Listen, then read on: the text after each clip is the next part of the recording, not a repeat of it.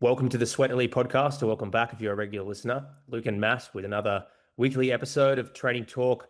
There is plenty to talk about today on the events side, with the World Champs finishing just less than 24 hours ago. Berlin Marathon happening last night, at least last night here in Australia. Luke, where should we start? I think we should start with the World Champs. We Yeah, spoke last week about the marathons, men's and women's 10,000s, but we had the 800s, 1500s, and 5,000s between last week and today. So yeah, what have been some of your? I mean, we don't have to go through every single event and go through the top three. There's lots of podcasts that do that, but what have been some of your favorite things to watch over the last week over in Tokyo? yeah, it's man, it's hard to say what my favorite thing was. Like obviously, I have a softer spot for the marathon, so that was amazing. We talked about that last time. But um yeah, like the 800 men and women, 1500 men and women, and both the 5Ks for men and women were all amazing. Like I loved all of them. Obviously, the 5,000 was kind of cool and interesting to see, if we want to dive into that one. 5,000 for the men was really cool and interesting to see Cole Hawker, especially to see Jakob in there, because the both of them had, you know, Jakob obviously had a bad 1500. He didn't qualify through the first round, and then Hawker got DQ'd. In my opinion, the way things went with the 1500, he probably would have won, if not gotten very, very close in the 1500, in my opinion. Um, so that was interesting to see the two of them back into the 5K and to be well in the mix. Like I'll be honest, when I was watching it, and I saw Jakob so far back for most of it, I thought he's gonna fade here a bit and then fall back even further. But then when I saw it was right at 1600 to go, 4 laps to go, he just went right into the front and just took off. And I was like, man, fair play to him. Like honestly, like I know we don't need to give him any credit. Like everyone, like he's like kind of like the LeBron James type. Like everyone loves him. He's fantastic, and we don't have to. But it's so easy to give him credit because he's quite clearly not in shape. Like he's not. He's so far away from his best. But the fact that he still showed up and he just said, fuck it anyway. I'm gonna give it a go, and to take off. And I think it was pretty much until, was it 800 to go or 600 to go? He still kind of took them around the bend and just kept trying to go for it. But then, of course, everyone else was like, all right, we have it from here, and took off. And then to see Cole Hawker with that insane kick, like just absolutely insane. And it's even more insane to watch the replays. You see everyone else behind him kicking just as hard, and they're gritting their teeth so hard. But Cole Hawker just looks grand, like not a bother. Like his face doesn't change at all from the lap before till that crazy, 20 odd second 200-meter kick. And 25-5. yeah, 25-5. Like that's insane. Absolutely insane. And you just look absolutely fine doing it. Um, that had to have been one of the more exciting moments I think of the entire championship, really. That was pretty cool to watch. Mm. Yeah, it's impossible to know how to Yeah. beat someone like Cole Hooker, especially in a race that was pretty fast. Like championship races in 5,000 typically aren't sub 13. Sometimes they are.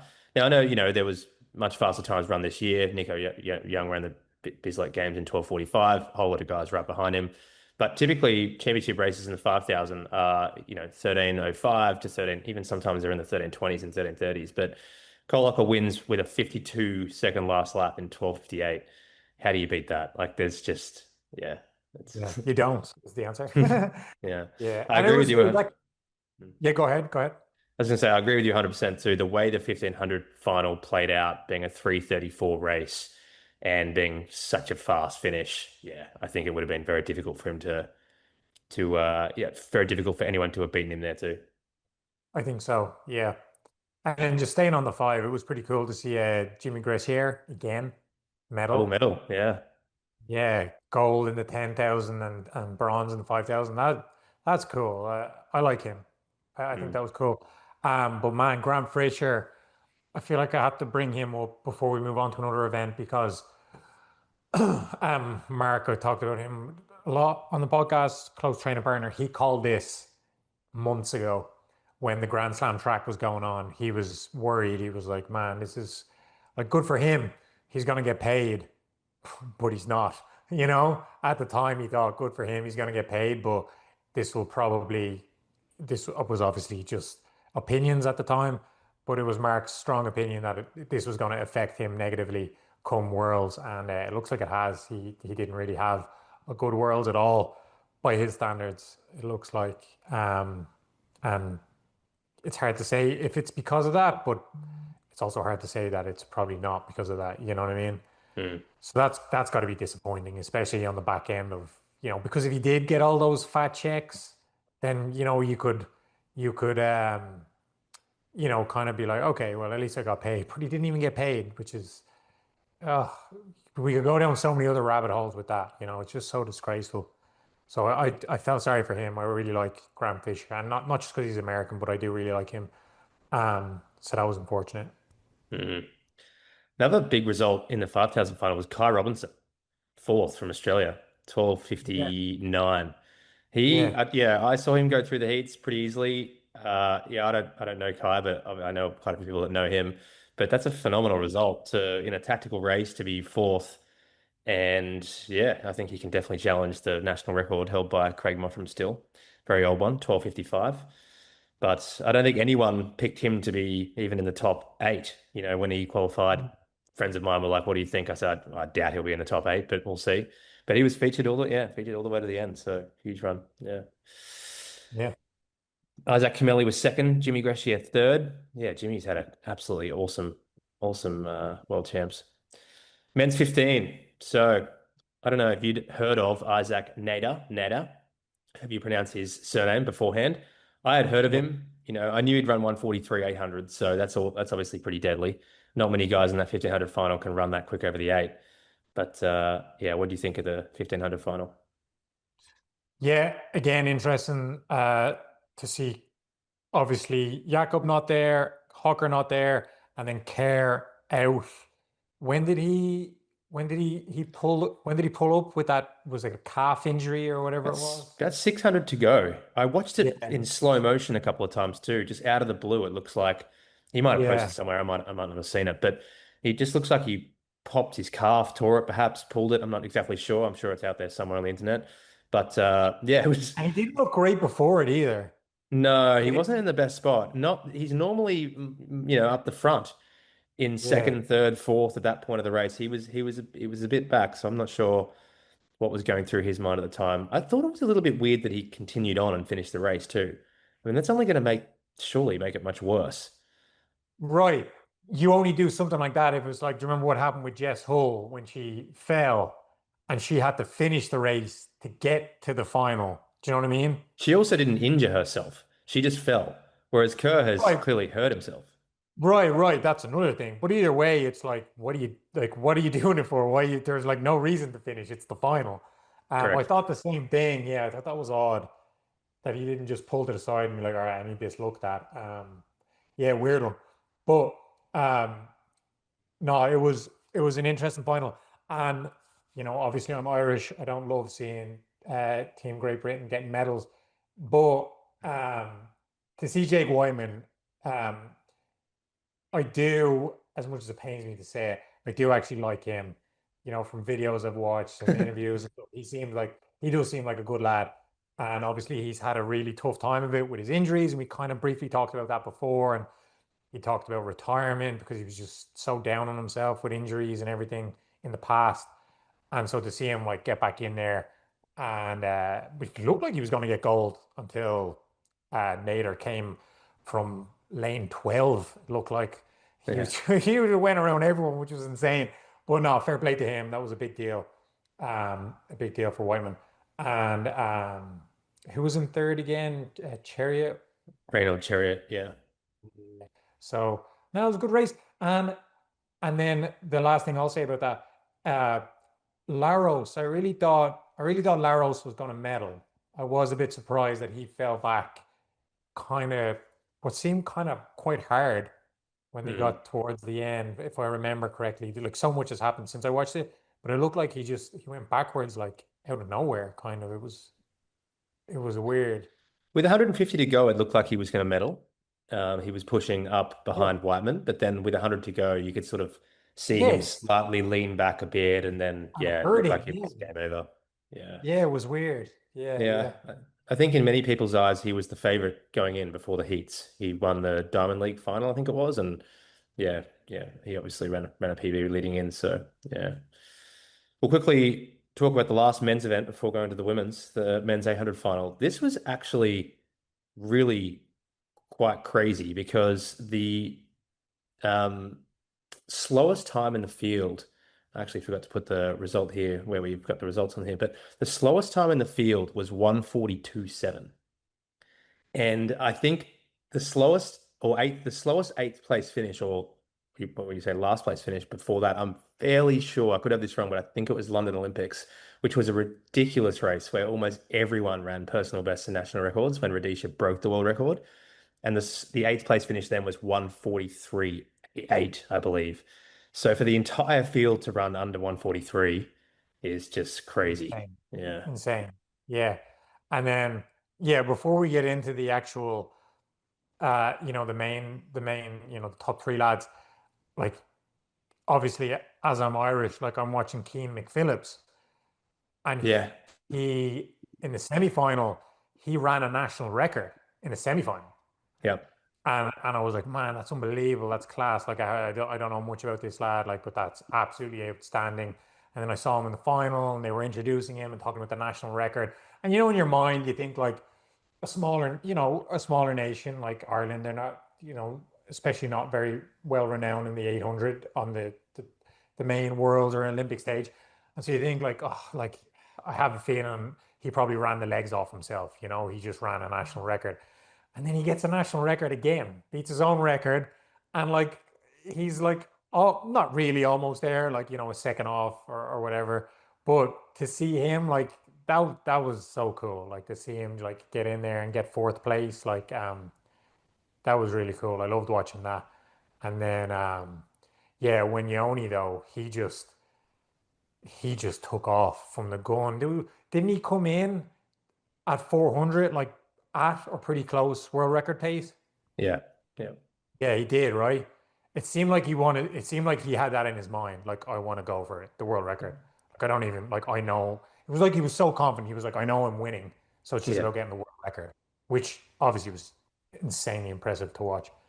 Um, 141.86 by Wanyoni. He's run 141 a lot of times now. I think it's only a matter of time before he cracks That's that it. 141, which would also mean going very close to that world record, 140.9091 by Rhodesia.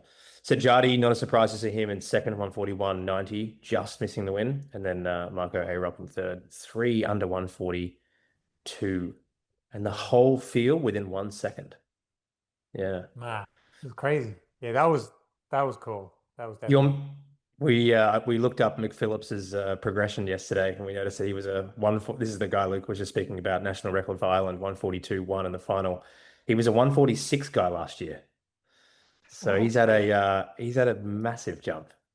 Massive. And He's it's up. one thing to break 4 seconds off your 800 in one season, but to get down to 142.1, which is one of the fastest national records in the world now. There's not many, well, that one of the fastest national records in the world. There's not many national records faster than that. I would guess there's only maybe three or four. Yeah. Yeah, yeah, yeah. He's flying. He's on the, Mm. what did I say? He's on the good potatoes. The jungle juice. All right, women's 800 was last night. We saw Keely Hodgkinson come third, even though I don't know if she was Yeah. the favorite going in. I know she had an injury earlier in the year and she hadn't raced too much this year. But I'm yeah, did pretty you sure tune into she that was the one? favorite. I'm pretty sure she was still the favorite, Keely. The way it was set up and the way I'm pretty sure like the commentators were all saying it like, and she definitely, I definitely do think she wasn't expected to get third for sure. They Mm. definitely didn't think. someone like Georgia Hunter Bell would catch her.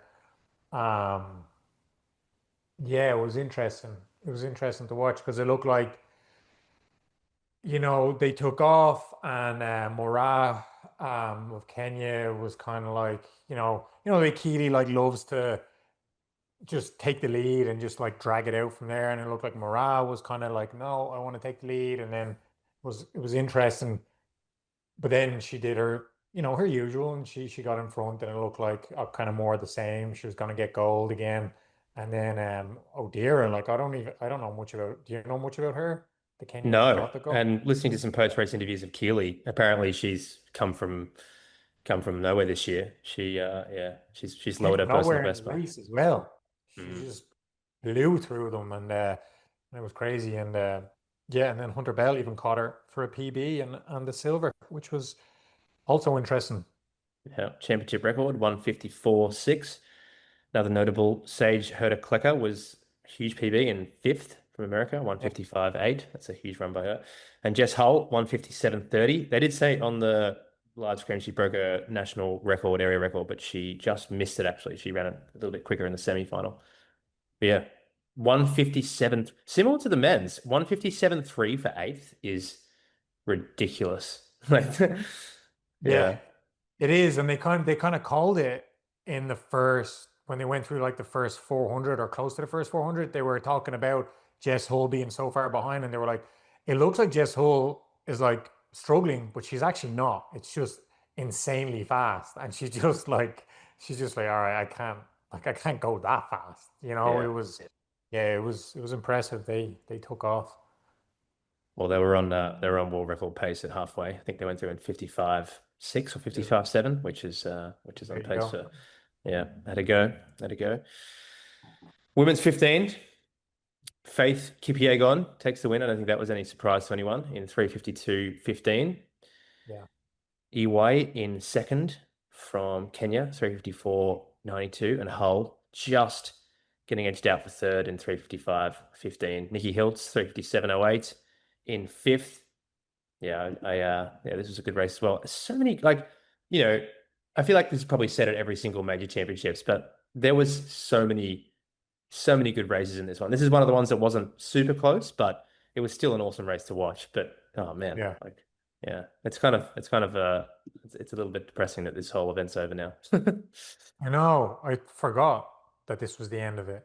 Yeah, yeah. Yeah, it is depressing. I've been really enjoying it, man. It's been awesome. Like I feel like I've been watching this closer than the Olympics, honestly. Mm, Yeah, yeah, and almost enjoying it more too. Yeah, it's been really good. yeah. Women's 5,000 final. We've got a little bit to speak about at the tail end of this one because there was a result in here that I think has caused a lot of discussion amongst people, even though this discussion has been ongoing all year. Shelby Houlihan, but the medalist Chibet was first in 14:54. Kipyegon just beaten in 14:55. Nadia Battocletti, the Italian, who medaled in the 10K as well in 14:55. She's had a very good championships. She Yeah, was second in the 10K, I think. I think so. Yeah, she's on a tear. She's had a really good year, I feel like couple of years. Yeah, She's been really on it, running yeah, really well. yeah. And then Shelby, fourth, who led for much of the way, 14:57. What do Yep. you think? She was crushing it. She was crushing it. Um, yeah, good race, really good race, really another really good one. Really enjoyed this one. Um, but yeah, it kind of shook out. Yeah, no real surprises in this one. Like there was a lot of surprises in other ones. This one kind of shook out how most people thought it would, I feel like. Um, the Shelby thing, yeah, like that'll take us into like the next topic. We Matt and I discussed that we did want to talk a bit about Shelby Houlihan because it's I feel like it is a very polarizing um discussion. And what I mean by that is that of course, everyone that's listening to this will probably know, but she was done for doping with what's it called? The steroid nandrolone, or is that what it? Angela. Nandrolone, right? and she got popped and she got a 4-year ban, wasn't it? Like Hmm. 2021 through 2025. And I think her she's got a ban, I believe her ban expired in January or February, yep, earlier this year.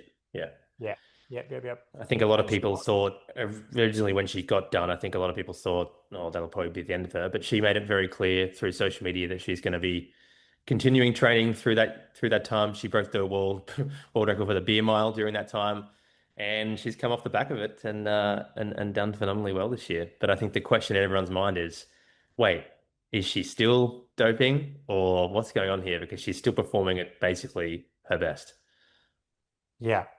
And it's tough. It's tough to say because oh, like I have so many opinions on this, and I feel like it's like pe people almost get offended by it as well when you have an opinion one way or another, and it's like who cares? It's just at the end of the day, it's sports.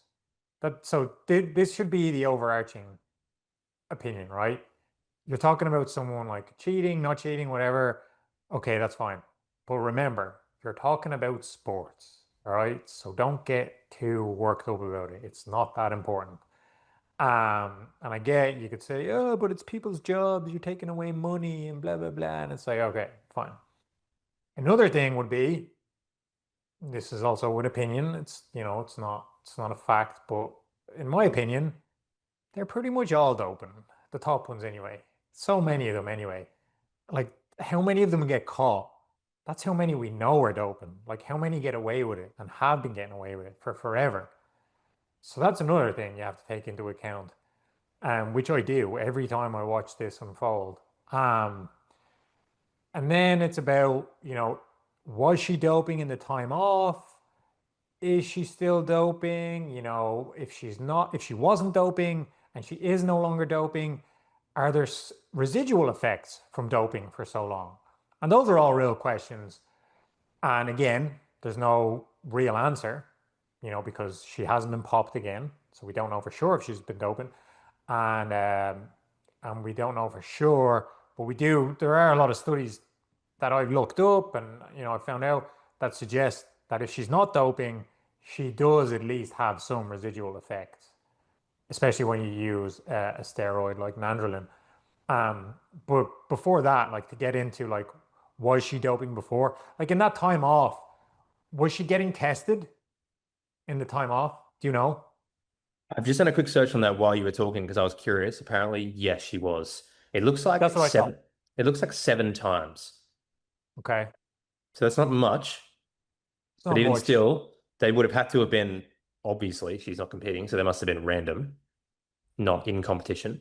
Because Yeah. I'm sure many people know this. There's either in competition testing, of which you have to be a real rookie to get done there, Yeah. like because you know when the testing is coming. And then the out of competition testing, which hasn't been around for a very long time. Well, actually, I think it's yeah, over 15 years now. But this is what's made, the doping situation in sports a lot harder to get around because athletes have to, many people know this, but athletes have to submit a whereabouts, which they have to put 1 hour every single day into a calendar, and the anti-doping agencies can turn up at any time and test them. So it sounds like she's had at least 7 in the last 4 years, random tests. Mm. Yeah. So there's that, is there have people been doping and also been tested and gotten away with it? Of course. So that's a possibility, but we don't know, right? So let's give her the benefit of the doubt and say no, okay? For argument's sake. Um, and then she's in the pool and she's racing now and she's getting tested just as much as everyone else. If not probably more. I don't know. You could probably look that up if that is out there. I don't know. Um, and again, she hasn't been popped. So again, let's give her the benefit of the doubt just for argument's sake and say she's not. Okay. So then the question, and I think this is the main question. It's about that residual muscle memory thing, right? And like steroid, everything I've found out about and looked up, and I love digging into stuff like this, and I'll go down rabbit holes forever on stuff like this. And everything I found out suggests, or even not suggests, sorry, says that there is a residual effect when you're using a steroid like nandrolone. It's giving you this when you're using it, you know, this insane high percentage of recovery.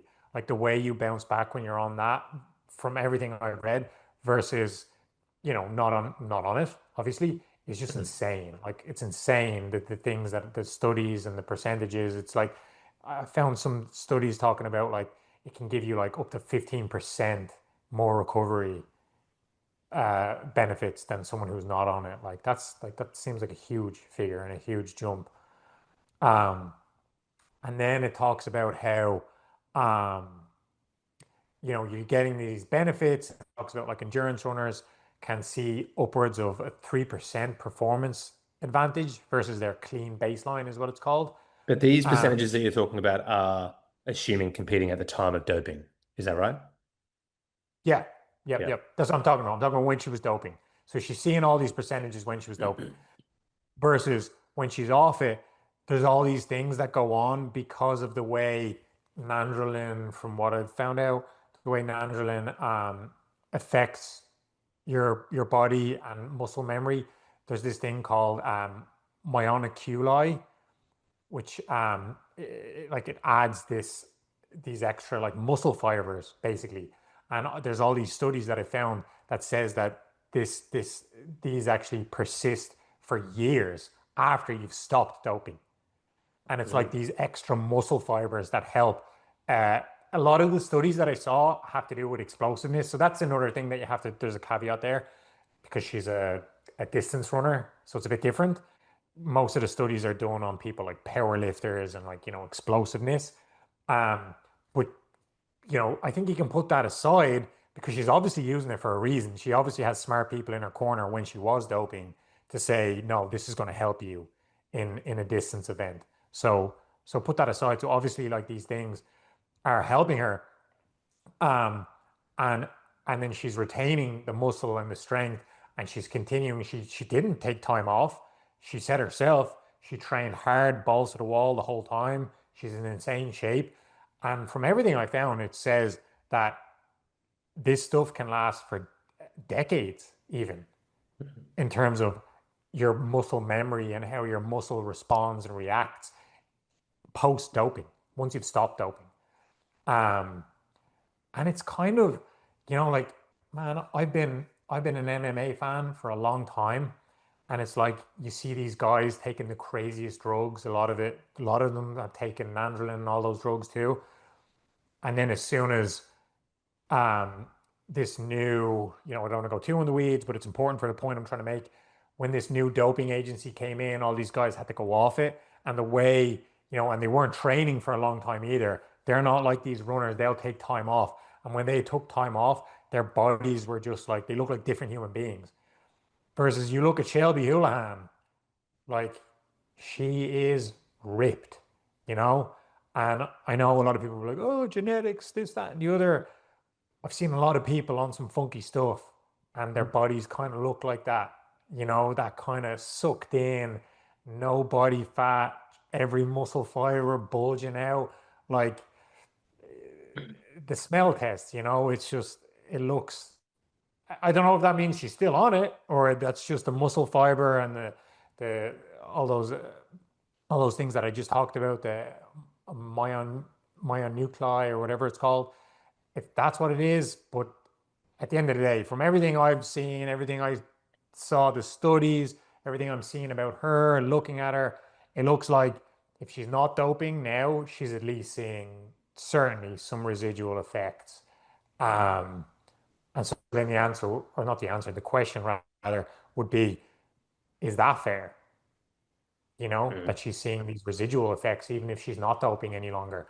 Um, a lot of people I know would say no, it's not fair, but then other people would be like, rules are rules.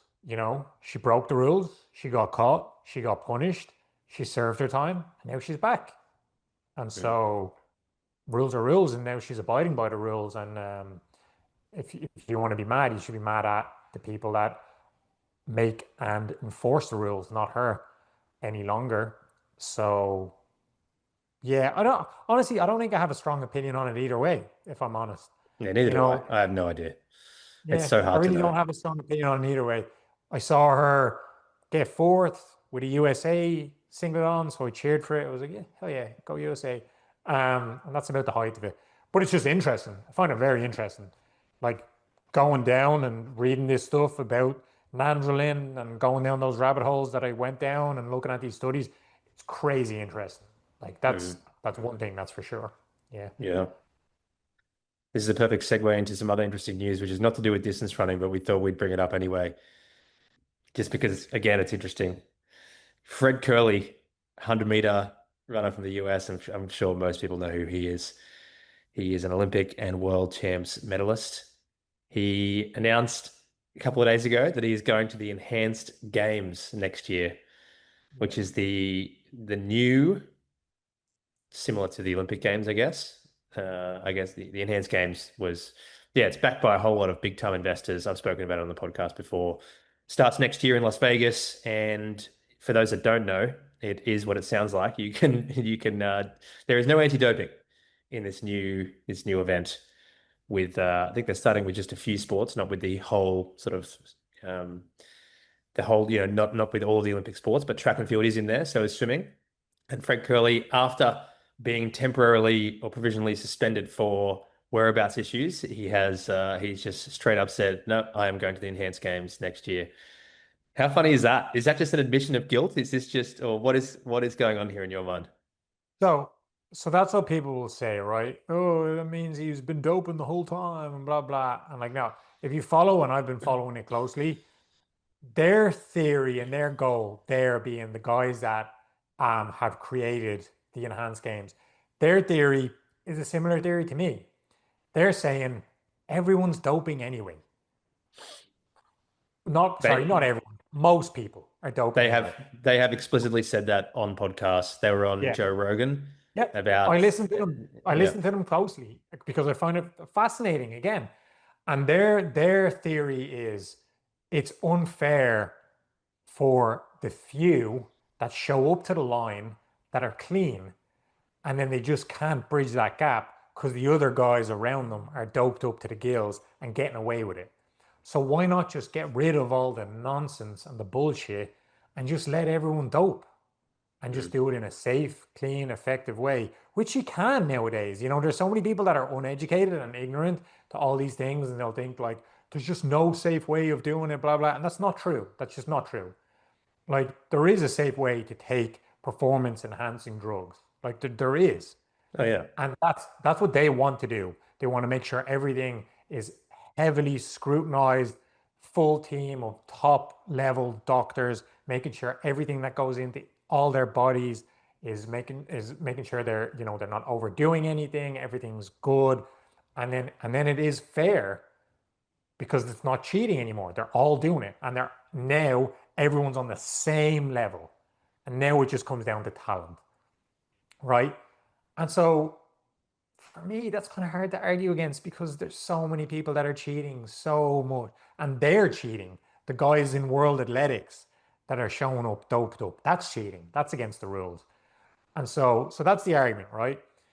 And obviously, Fred Curley, I don't think he's been doping.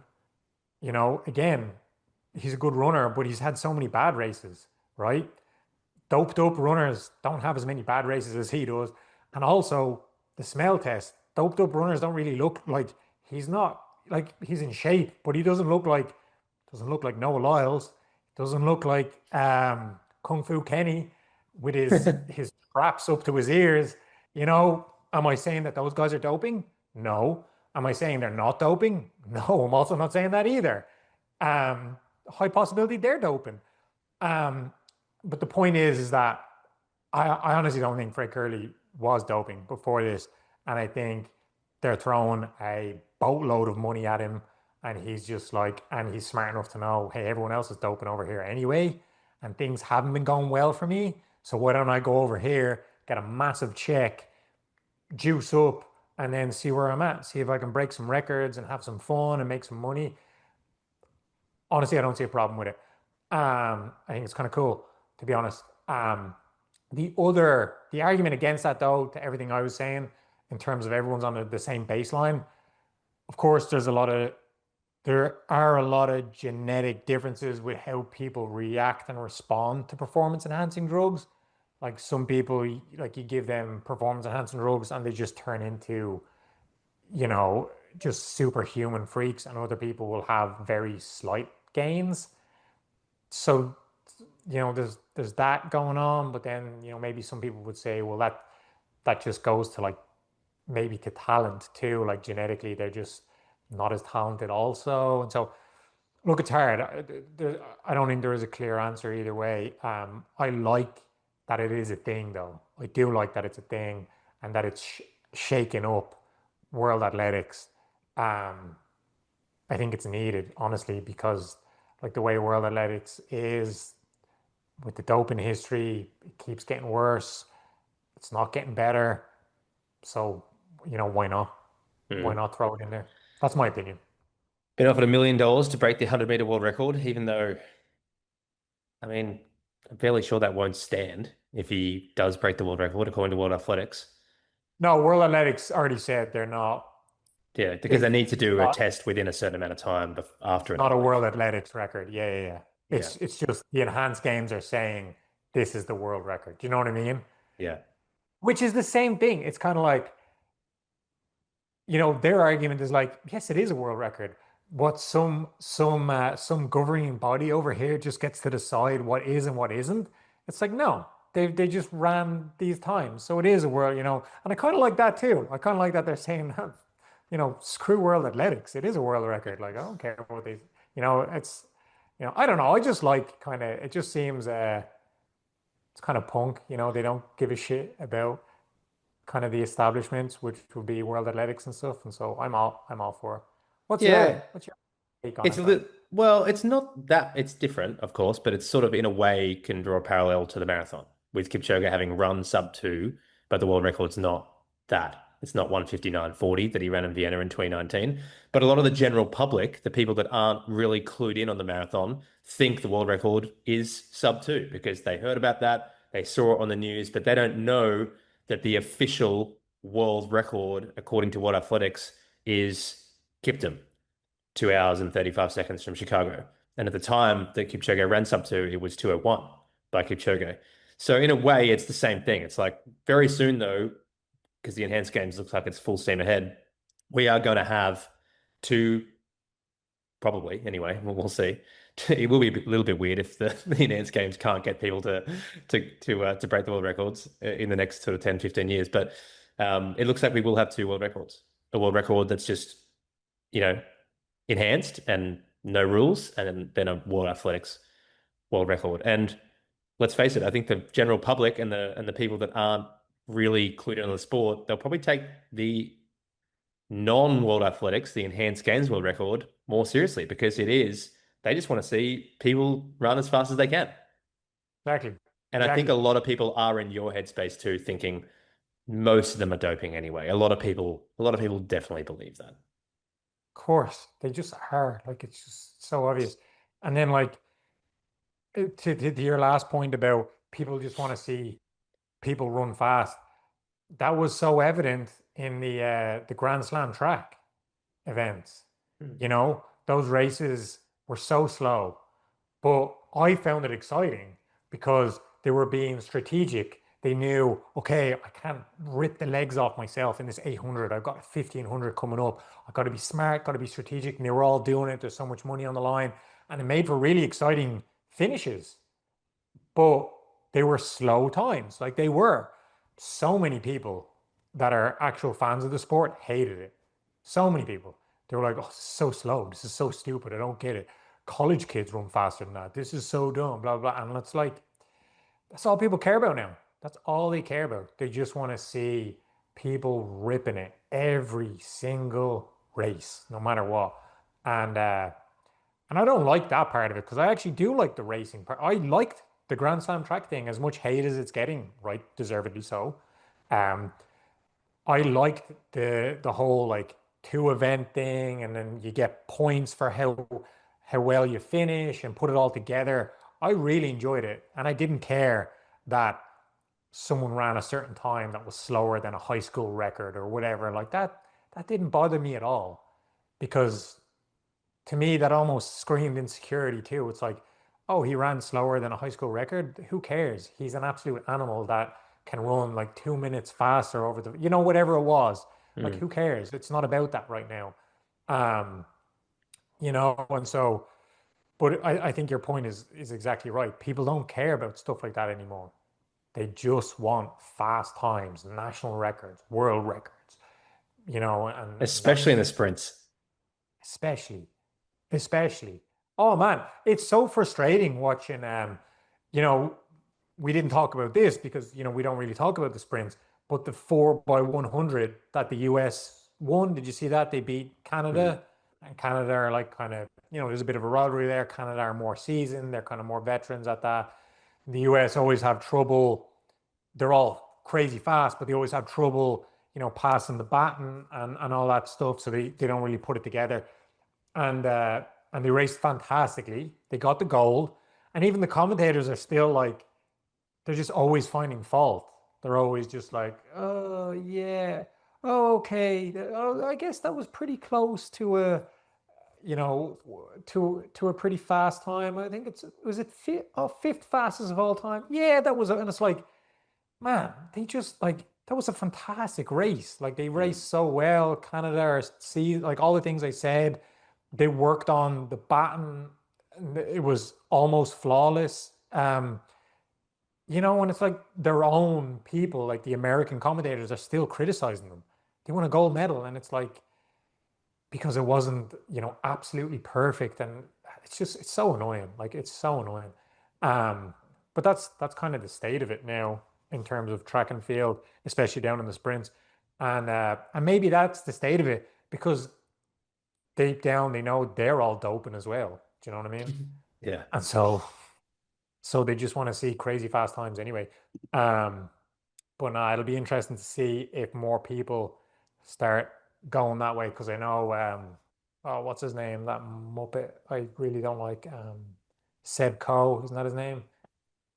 This the CEO of World Athletics. Yeah, hasn't he said like very strongly, like if anyone ever goes over there, like that's it, they're done in terms of like he's basically said like what Fred Curley's doing, like he's never going to be able to race a World Athletics race ever again if he has anything to say about it. Yeah, I haven't heard him say that. I have heard him call the enhanced I games think he said a number of things. Yeah. I have been wondering that. We have to look that up to see if there's any more information about that because once you move over to the enhanced games, are you barred from World Athletics events? But what happens I if you think turn Seb up and Coe was you saying yes. right? I think that's I mean, you I would don't know. assume so, but Yeah, yeah. That was definitely his stance on it a few months back when I saw him talk about it. I don't know what power if he has the ultimate power to do that or whatever, but he's definitely well, going to be pushing hard I for it. I can see why I can see how a Diamond League or any of these, big events through the year can bar him, but I I'm interested to know if the national championships can bar him Yeah, and whether that's he what can I'm saying. still I don't qualify. know. Yeah. That's what I'm saying. I don't know who has the power to do what there. I'm ignorant to that, but I know he was basically saying like, I'm gonna push hard for it. Like you go over there, you're done over here, is Mm. basically the stance. Yeah. There we go. Wrapping up the World Athletics Championships in Tokyo. There were so many good finishes, so many fast, so many very close ones. But yeah, bit sad it's over. The Berlin Marathon was 12 hours ago. This winning time from Sebastian Sawe of 2:02:16. I feel sorry for the guy. I mean, he said it in April that he was going to go for the world record in Berlin. The conditions, you know, forecast came out early this week. Originally, it was going to be 19, 20, 21 degrees Celsius, around 70 degrees Fahrenheit, and 70% humidity. That got even worse through the week to the point where it was close to 80 degrees Fahrenheit at about the 2 hour mark, or 25, 26 degrees Celsius with 70% humidity. He still went for it anyway. I was really very curious to see if he would, but he's gone through in 60:16, I believe, which is just right on world record pace. So the heat has not turned him off at all. And he's finished in 2:02:16. We should throw this into the heat calculator, but But the, I'm literally doing it. I'm doing it. That's so funny you said that. I'm trying to find one of the lads that I run with, Jacob ran Berlin. So he actually has the dew point and everything that's needed. So here it is here. Dew point. Dew point's pretty low. I don't know. It doesn't seem like that bad of a day. No. So 57 dew point, 79 degrees is what he has. That means it got up to 79. That's So right, that's around why it's 20. hard because it's over the marathon. So you won't have a set temperature. It started at 69, but it got up to 79, according to this. Yep, So 20 degrees Celsius and finished it. When I was finishing, when I was watching it live, I got my weather app out and it was 26 degrees Celsius, which is 79 Fahrenheit. Yeah. all right, so let's keep 79 then. All right, so 79, his time is 2 hours, 2 minutes, and 16 seconds, right? Yep. 26.2 miles, race pace, submit. Oh, it goes the opposite way. Oh, my bad. The commentators were saying around that they reckoned around 3 minutes it was affecting athletes by at the pro level. Now, I'm not sure about that with Sawe. That would mean a 1:59:16, but I reckon it was at least 2 minutes, which would be 2 hours and 16 seconds or 2 hours and change. Yeah, he must be so bummed that he got into the shape he did and had these conditions to face because he won by 4 minutes. Luke's still putting the I information am, in, yeah, but I'm having an yeah. absolute nightmare. Hold on. But no, Second place. Yeah, no, you go. you think that like he definitely would have been close, right? It would have been very close. All right, so it's saying new pace 451. So then, oh, it's because I gotta subtract it. Go on, you keep saying about second place there. Yeah. Oh, well, second place was also a phenomenal result. Akira Akasaki from Japan ran 2:06:15. And I don't know if you saw him finish. Luke's focusing on the weather calculator for now, the heat calculator, but he was looking very smooth, very comfortable at the end. No sweat on him whatsoever. And yeah, he was in second place. And Ethiopian Chindasesa Debele, I believe his name is, 2:06:57 in third, but a couple of other performances that I thought were really good from some athletes that I personally know. Hendrik Pfeiffer was eighth in 2:09:14. So shout out to Hendrik. If it is a 3 minute window of time that they're losing, 2:06 low, 2:06 mid for Hendrik equivalent, I think is probably on the money. That's a really, really good result. And in 11th, Johannes Mochman, who I've done a bit of training with actually in the past and done a few videos with, 2:10:40. Awesome result. I believe that's a personal best or very close to it. I think it might be a small personal best. So yeah, there was still some really good results despite the conditions. Yeah, I mean, so according to this, it says it's looking at him knocking off 2.5 minutes, it looks like. Yep. That would be one. Version favorable. Yeah, I think so.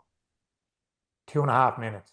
So it's saying he would have went sub two. But of course, these calculators always aren't, they're not going to be dead on. Well, But it's also a broad, like it depends on the person. yeah, Like exactly. that's just an average. And East Africans tend to do well in the heat. And just looking at him finishing, he hasn't got a drop of sweat on him.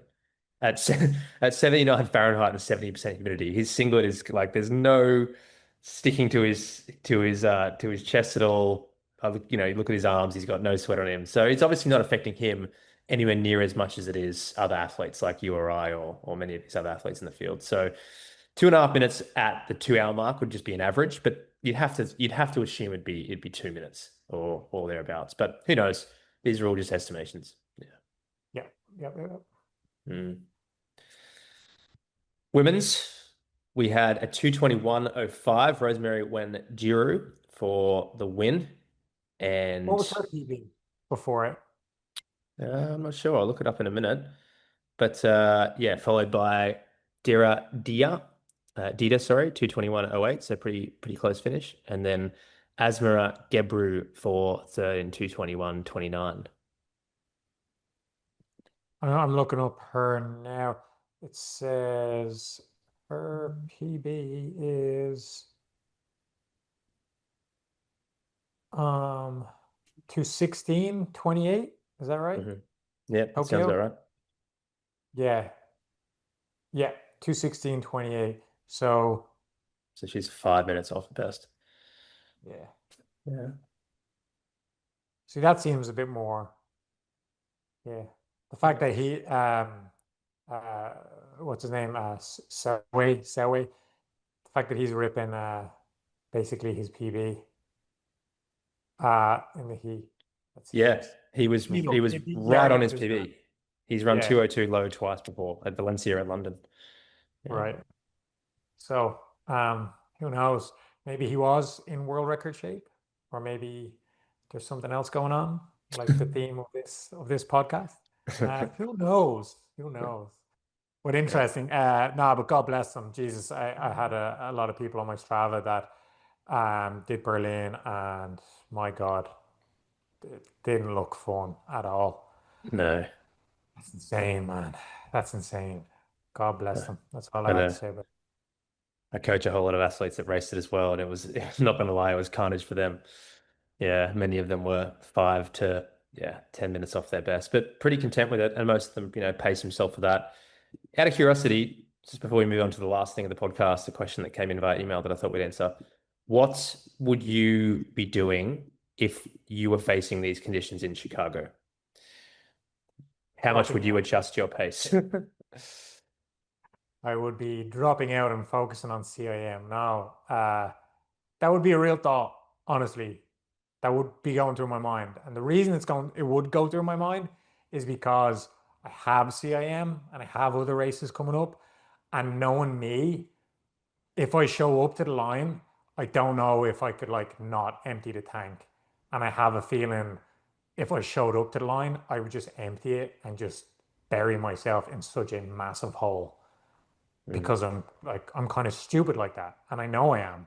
Like once I get going, I don't know if I'd be able to be like, okay, you want to run 525 a mile, so you're running 525. Do you know what I mean? It's like yeah.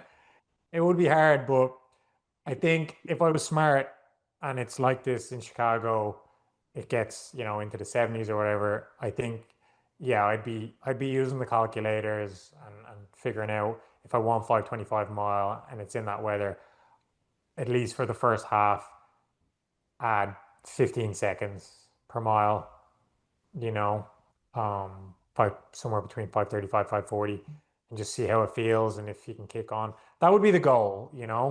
But if I did start to feel that, because a lot of people can't relate to this, but I still feel it sometimes, that kind of heat exhaustion feeling that I still get sometimes, it's like this heat in my brain, in my head, and it just feels it's a weird feeling and it's a scary feeling.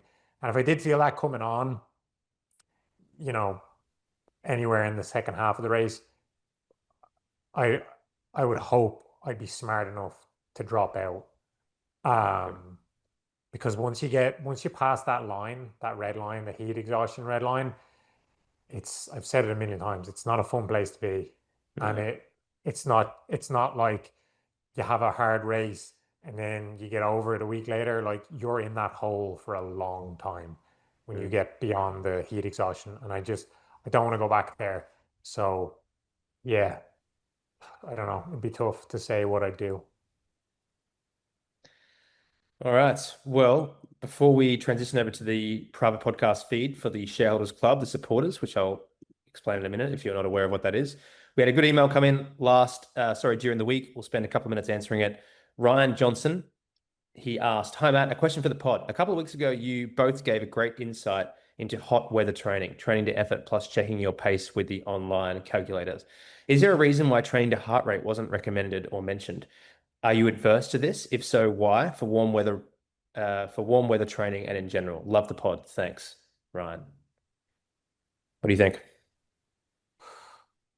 Yeah, we've talked about this on the podcast a few times. I think we're both in the same camp that heart rate training is just it's not it. It's a good. I You're gonna offend used a, it. you're gonna offend a lot of people by by what you just said. Yeah. But I'm with So you. I mean, I've never been, and hardly any top athletes really use it that much. I mean, Steve Magnus wrote a whole piece about that about a while ago now, earlier in the year. And yeah, it's interesting. Go on. yeah, yeah, just same reason Steve Magnus talked about. It's just it doesn't take into account so many other variabilities, and um, and it also takes away from something that's so important. On the opposite end of the spectrum, probably the most important part of running, and that's running to effort. I think when you're so focused on heart rate, it detracts from that inner, dialogue that you have with yourself that's so attuned to effort. And I think that's why you and I are so good at running to effort. Because we don't give a shit about whatever the heart rate says or whatever. Because how many times do people listening to this podcast, a run is going absolutely fine, and then they look and they're like, oh my God, my watch says my heart rate's in the 150s. I got to slow right down, all the way down. And it's like, why do you have to slow it down? If you Hmm. feel good, like what? Your heart's not going to explode. You'll be fine. Um, and like vice versa. Like so many people, like they're pushing, and then their heart rate looks low, and they're like, oh, I got to push even harder. I got to get into the 150s, and it's like you're pushing as hard as you can right now. Like relax, you know. Um, and yeah, that's the main reason. I could go on, but that's the main reason. It just really detracts from you becoming attuned to running to effort, which I think is the most important thing to get good at in running, especially distance running. Yeah. Heart rate training doesn't correlate to effort that well, especially when you get above about 70% for some strange reason. And if you're really used to training with heart rate and you're looking at the number all the time, and then you don't feel confident going into a race that you can run without it, I think racing to heart rate is, I personally think it's a very bad idea. I've seen a lot of people try and do that. If they're slightly above what they want to be at, but they feel fine, they start to freak out, which then causes their heart rate to spike even more, which causes their effort to go up. It's very much a psychological game, and yeah, I think it can be a useful tool, especially for beginners, to get their easy running in the right zones. If they really don't know how to do, easy running and at what effort, and they're just having a very difficult time calibrating that effort in their mind, I think heart rate monitors can be quite useful. I also think they can be somewhat useful for threshold training for especially people that are beginning to sit at the right intensity. But even still, I would try and get off that pretty quickly. But yeah, look, this is going to annoy people listening. Not everybody, but a lot of people that are heart rate people. But at the end of the day, I've really noticed, as Steve Magnus wrote, once you get up to the professional end and the pro athletes, very few of them use it. And I think it's for the reasons that we're explaining here. Yeah. Mm.